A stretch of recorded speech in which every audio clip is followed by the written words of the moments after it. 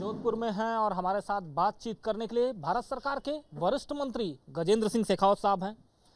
पहला सवाल sir, news India की तरफ से, क्या हो रहा है सर राजस्थान में? कभी करौली तो कभी राजगढ़ तो फिर आपका जोधपुर। देखिए, करौली और का विषय कि भारतीय नववर्ष मनाने वाले लोगों पर जिस तरह से सुनियोजित रूप से षड्यंत्र रच करके हमला किया गया, प्रश्न ये खड़े हुए थे कि भारत का नववर्ष मनाने वाले लोगों पर से आपत्ति किनको है और कौन उनको प्रश्रय देता है। ठीक वही राजगढ़ में हुआ, सुनियोजित रूप से मंदिर तोड़ा गया। और जोधपुर में जिस तरह की घटना ईद की पहली रात को और ईद के दिन हुई, मामूली सी घटना के प्रतिक्रिया में हजारों लोग एक राय होकर के एक साथ जिस तरह से पुलिस चौकी पर हमला कर रहे थे, शहर की कानून व्यवस्था को जार करने के लिए पत्थरबाजी कर रहे थे, पुलिस के साथ मारपीट कर रहे थे। और उसके बाद दूसरे दिन नमाज के बाद जिस तरह से बलवा एक राय होकर के एक मजहब विशेष के लोगों ने किया,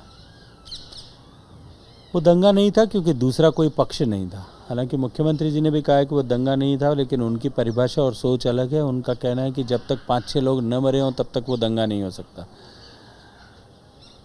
लेकिन इन सब के बीच में जो एक कॉमन चीज़ है वो ये है कि ऐसी ताकतों को प्रश्रय कौन दे रहा है, कौन संरक्षण दे रहा है, और इस विषय को लोगों के सामने लाना नितांत आवश्यक है। और मैं तो ये खुले शब्दों में कहूँगा कि सरकार अपनी और कांग्रेस पार्टी अपनी वोट बैंक को सुनिश्चित करने के लिए इस तरह से धार्मिक उन्माद फैला रही है और अपने इस कुकृत्य पर पर्दा डालने के लिए मुख्यमंत्री भारतीय जनता पार्टी और आरएसएस को बदनाम कर रहे हैं। लेकिन सर, सांप्रदायिकता फैलाने का तो आरोप सीधा सीधा आप लोगों के ऊपर लगा है कि बीजेपी और आरएसएस प्लांट करती है और प्लांट करके प्रदेश में सांप्रदायिकता का रंग और जहर घोल। देखिए, जैसा मैंने कहा कि अपने कुकृत्य पर पर्दा डालने का प्रयास, और वैसे भी गहलोत साहब अपने आप को जादूगर कहलाना पसंद करते हैं, लोग भी उनको जादूगर कहते हैं। और उनका जादू यही है कि अपनी विफलता या अपने कर्मों का दोष किसी दूसरे पर डाल दो और पाक साफ बच करके निकलने का प्रयास करो।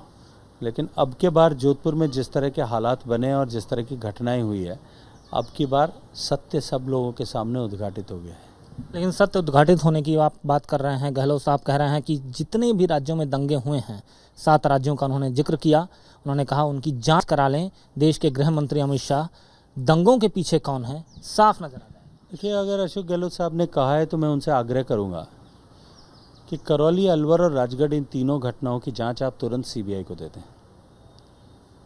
अगर उन्होंने जांच चाहिए है, तुरंत सीबीआई को राजस्थान की सरकार लिख करके दे, सीबीआई उसकी जांच करेगी, दूध का दूध और पानी का पानी हो जाएगा।